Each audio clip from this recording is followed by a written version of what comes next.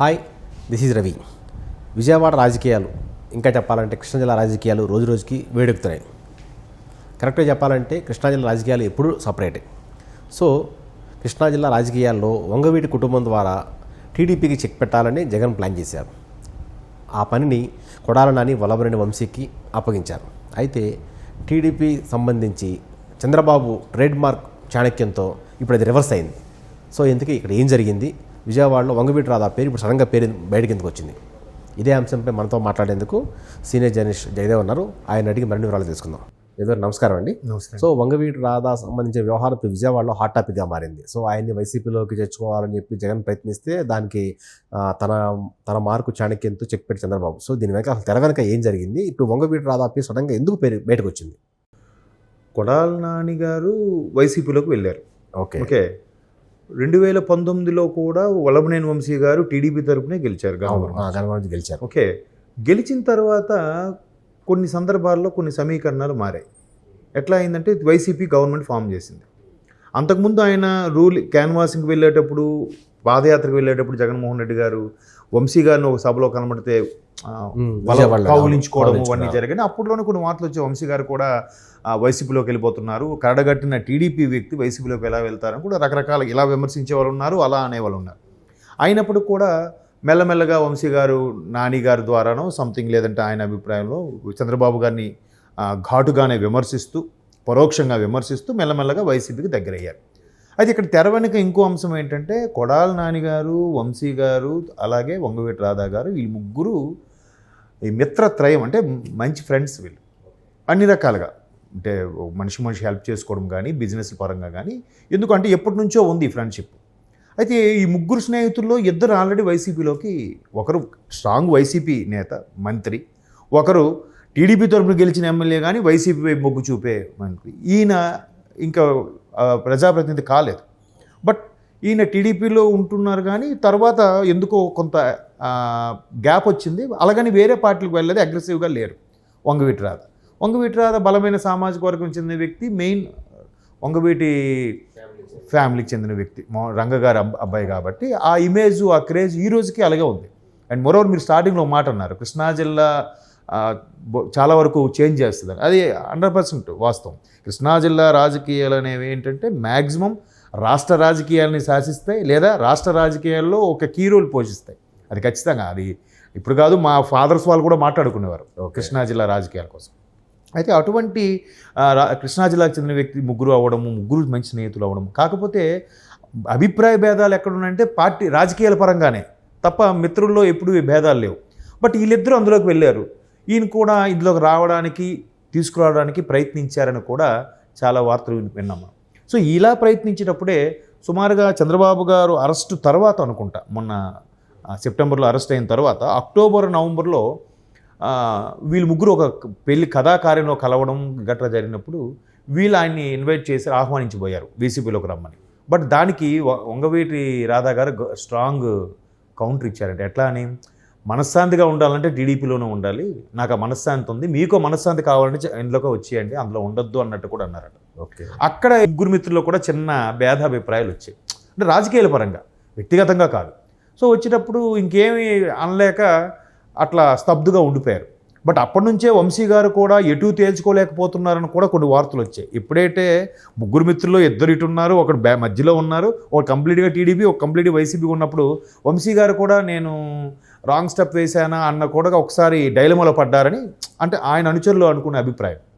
So మొత్తానికి వంశీ గారు కూడా అటే ఉన్నారు, వంశీ గారు టికెట్ అంటున్నారు, కానీ ఇంకా టికెట్ గురించి కూడా కన్ఫర్మ్ అవ్వలేదు.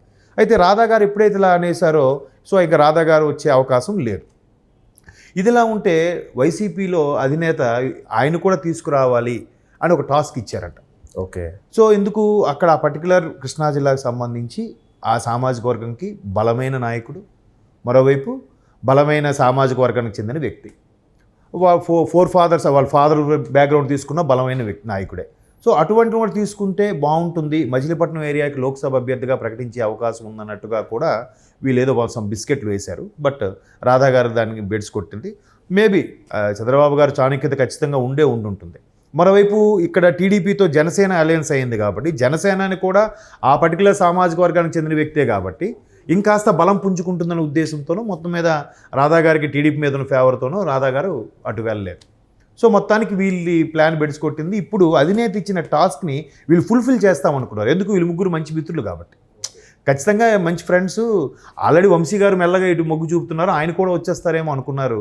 కానీ ఆయన స్ట్రాంగ్ కౌంటర్ వేయడం, నేను మనశ్శాంతిగా ఉండాలంటే టీడీపీలోనే ఉండాలన్నట్టుగా చెప్పడం, అది ఆ మధ్యకాలం బాగా వైరల్ అయింది. మీరు చూస్తే ఆల్మోస్ట్ అక్టోబర్ నవంబర్ టైంలో సోషల్ మీడియాలో కూడా బాగా వైరల్ అయింది. వంగవీటి రాధా ఇట్లా స్టేట్మెంట్ ఇచ్చారు, నేను టీడీపీలోనే కొనసాగుతానని కూడా స్టేట్మెంట్ ఇచ్చారు. సో ఇప్పుడు అధినేత ఇచ్చిన టాస్క్కి వీళ్ళిద్దరూ ఫుల్ఫిల్ చేయలేకపోయారు. రాధా గారు స్ట్రాంగ్ డెసిషన్తో అక్కడే ఉండిపోయారు. నెక్స్ట్ ఒకవైపు సర్వేలు అన్ని రాష్ట్రంలో కూడా ప్రజా వ్యతిరేకత బాగా పెరిగిపోయిన నేపథ్యంలో రాధా గారి డెసిషనే ఫైనల్ కదా. ఇప్పుడు అందుకు వంశీ గారిది డైలమాలో ఉంది. ఎందుకంటే వంశీ గారిని కూడా రాధా గారిలా కాకుండా ఇటువైపు మొగ్గు చూపలేకపోతున్నారు. అలాగని రాధా గారిలాగా మళ్ళీ బ్యాక్కి రాలేకపోతున్నారు. రాధా గారిలాగా టీడీపీలో ఉన్నట్టుగా స్ట్రాంగ్గా ఉండలేకపోతున్నారు. అందుకు ఆయనకి టికెట్ ఇస్తారు, కన్ఫర్మ్ అవుతుంది, పోటీ చేస్తారు. మరోవైపు ఆయనకి పోటీ చేయడానికి ఖర్చులకు నిమిత్తం ఏమి లేవంటే ముఖ్యమంత్రి జగన్మోహన్ రెడ్డి గారే చూసుకుంటారని కూడా వార్తలు వచ్చాయి. అలా వచ్చిన మరుక్షణము నెక్స్ట్ డే వంశీ గారి మీద కూడా ఒక కేసు, మళ్ళీ పాత కేసు మళ్ళీ అరెస్ట్ చేసి తీసుకురమ్మన్నారు మేజిస్ట్రేట్ గారని ఒక వార్త వచ్చింది. అదేంటి, 2019లో ఒక పోలింగ్ బూత్ దగ్గర ఆయన ఏదో కొంచెం దురుసుగా ప్రవర్తించారనే విషయంలో ఆ కేసు వాయిదా పడుతూ ఈ అంశంకి వచ్చింది. అయితే ఇక్కడ చాలామంది విశ్లేషకుల అభిప్రాయం ఏంటంటే, ఒకవైపు జగన్మోహన్ రెడ్డి గారు టికెట్ ఇస్తామంటూనే నీకు ఫుల్ సపోర్ట్ ఇస్తాము, ఆర్థిక పరంగా కూడా సాయం చేస్తామంటూనే అన్న మరుక్షణమే ఈ విధంగా దానికి సంబంధించిన అరెస్ట్ వారెంట్ రావడము, మేజిస్ట్రేట్ ముందు హాజరవ్వాలని చెప్పడము, ఇదంతా సింక్ అవ్వట్లేదు, పొమ్మనలేక పొగబెడుతున్నారా అన్నట్టుగా కూడా ఉంది. ఎందుకంటే అప్పటికే రాధా గారు రానని చెప్పిన నేపథ్యంలో రాధా గారు రానని చెప్పారు. సో వంశీ గారు డైలమాలో ఉన్నట్టుగా డౌట్ వచ్చినట్టుగా ఉంది వాళ్ళకి. సో డౌట్ ఉంది కాబట్టి మళ్ళీ ఈయన తీసుకొని ఈయన టికెట్ కన్ఫర్మ్ చేస్తే ఈయన గెలుస్తాడా లేదంటే గెలవడా. ఇప్పుడు ఆయన గన్నవరం స్థానంలో కూడా ఆయన పేరు మర్చిపోయాను, అతను ఇప్పుడు స్ట్రాంగ్ మంచి పోటీ ఇచ్చారు అప్పుడు వైసీపీ తరపు నుంచి. ఇప్పుడు ఆయన మరలా ఇప్పుడు టీడీపీకి వచ్చి యార్లగడ్డ వెంకటరావు ఆయన ఇప్పుడు అంత మంచి స్ట్రాంగ్గా పోటీ ఇచ్చిన వ్యక్తి ఇప్పుడు ఆయన టీడీపీ నుంచి పోటీ చేస్తే ఖచ్చితంగా వంశీ గారు గెలిచే అవకాశాలు చాలా తక్కువ ఉన్నాయి కదా. సో అలాంటప్పుడు కూడా వైసీపీ వంశీ గారికి టికెట్ ఇవ్వాలా వద్దా అనే డైలమాలో కూడా ఉందంట. మరోవైపు ముఖ్యమంత్రి జగన్మోహన్ రెడ్డి గారు వైనాట్ 175 అనే కాన్సెప్ట్లో అక్కడ వాళ్ళు ఇక్కడ వాళ్ళు అక్కడ మారుస్తున్నారు. చాలామందికి టికెట్ కన్ఫర్మ్ అంటూనే ఇంకెంతవరకు లిస్ట్ అయితే రిలీజ్ చేయలేదు. ఒకవైపు టీడీపీ జనసేన రిలీజ్ చేస్తుంది, దాడులు చేస్తుంది, మేము ఇట్లా చేస్తున్నాం అని కూడా చెప్తున్నా, కానీ వాళ్ళు ఎక్కడ అంటే ఒక రిటర్న్గా ఎక్కడ డిక్లేర్ చేసిన దాఖలాలు లేవు. సో కాబట్టి ముఖ్యమంత్రి జగన్మోహన్ రెడ్డి గారు ఇచ్చిన టాస్క్ వంశీ అండ్ కొడాల నాని గారు ఫుల్ఫిల్ చేయలేకపోయారు. సో రాధా గారు అక్కడ ఉన్నారు కాబట్టి వంశీ గారు డౌట్ఫుల్, ఇంకా నాని గారు బీభత్సంగా తెలుగుదేశాన్ని విమర్శించారు కాబట్టి ఇంకా అటు రాలేరు, అందులోనూ ఉండలేరు, అది పరిస్థితి. సో జగన్ ఇచ్చిన టాస్క్ని కొడాల నాని వంశీ పూర్తి చేయలేకపోయారు. సో జగన్ ఎట్లాగైనా సరే వైసీపీలోకి తీసుకుందాం అన్న, వంగవీటి రాధాని వైసీపీలో తీసుకెళ్దాం అన్న వాళ్ళ ప్లాన్స్ వర్కౌట్ కాలేదు. మరి ఇదే పరిస్థితి చూస్తుంటే రాబోయే రోజుల్లో వైసీపీ పార్టీకి మరిన్ని గడ్డు రోజులు రాబోతున్నాయని స్పష్టంగా అర్థమవుతుంది. Thank you.